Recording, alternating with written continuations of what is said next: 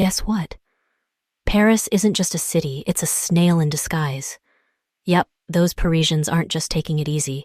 They're actually part of a grand, slow-moving snail parade. Forget the Eiffel Tower. The real attraction is the city's uncanny resemblance to a giant snail. Did you know that?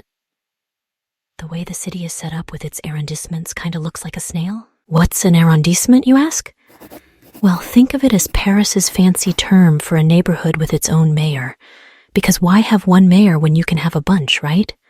Paris has 20 arrondissements, which means 20 mayors running the show. The 20 arrondissements in Paris are numbered from 1 to 20, spiraling out from the center like the coils of a snail's shell.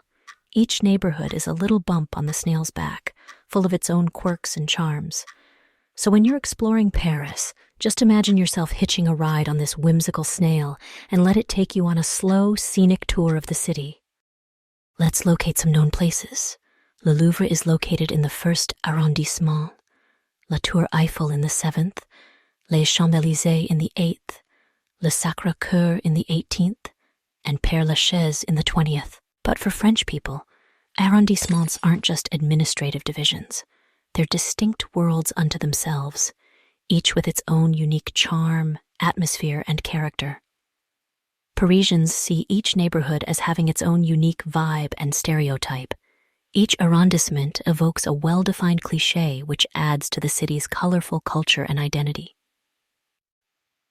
The western arrondissements of Paris, notably the 8th, 7th, and 15th, are affluent districts, while the 16th stands as the quintessential enclave of the French bourgeoisie, symbolizing wealth, elegance, and tradition in the heart of the city.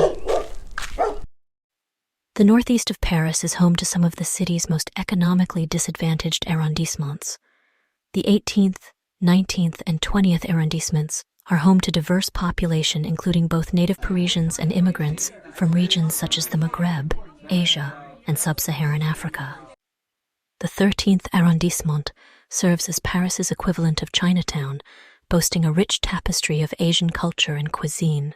The 11th arrondissement is the trendy place by excellence, and it stands as a beacon of urban chic, boasting a dynamic blend of organic markets, artisanal boutiques, and vibrant artist studios that draw in a diverse, young, and creative community. And of course, in every arrondissement, there are normal Parisians who break away from these typical stereotypes. Arrondissements were first set up in 1795 with only 12, but they grew to 20 in 1860 when nearby areas were added. The Seine is a famous river in France that flows through Paris.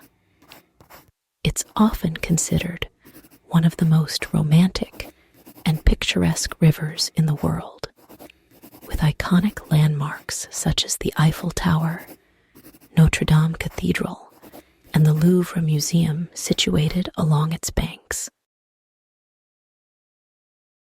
Oh, before I forget, there are 2 large public parks in Paris.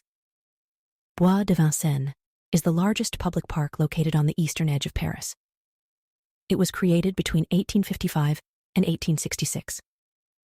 It contains an English landscape garden with 4 lakes, a zoo, an arboretum, a botanical garden, a hippodrome, or horse racing track, a velodrome for bicycle races.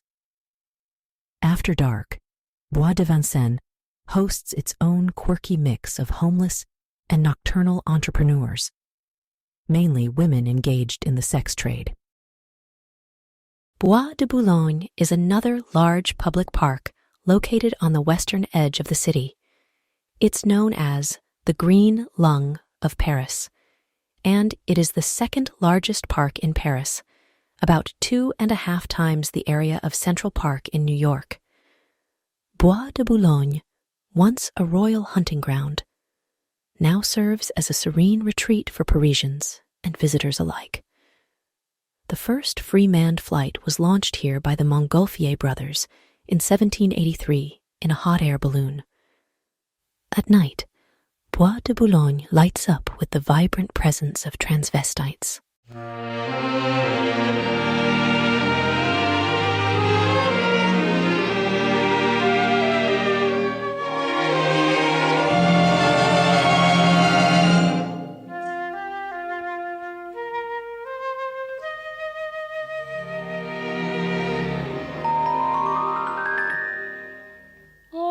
qu'au-delà des mers, là-bas sur le ciel clair, il existe une cité au séjour enchanté.